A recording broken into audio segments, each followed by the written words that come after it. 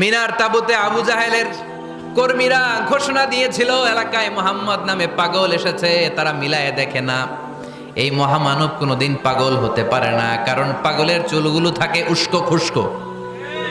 ঠিক কিনা? আমার নবী সাল্লাল্লাহু আলাইহি ইসলামের চুল উস্কো খুস্কো ছিল?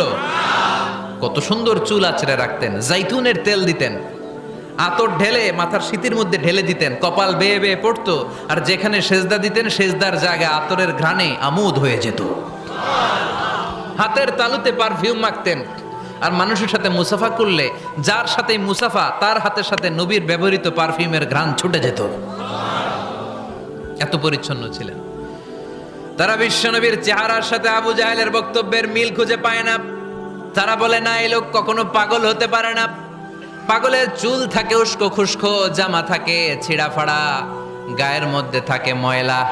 পাগল কখনো দাঁত মাজে না।